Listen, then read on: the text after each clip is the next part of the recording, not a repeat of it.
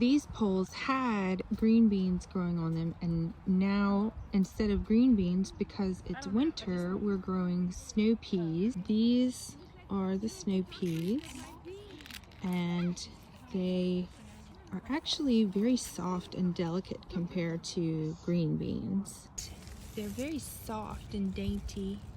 The bees come and pollinate the flowers, and then if you see on here where the flower was, this bean sprout has appeared.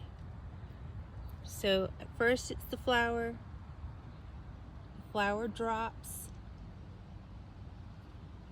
and then your bean is coming out here. It's bigger and bigger, and eventually you can pick it. These are big enough to pick.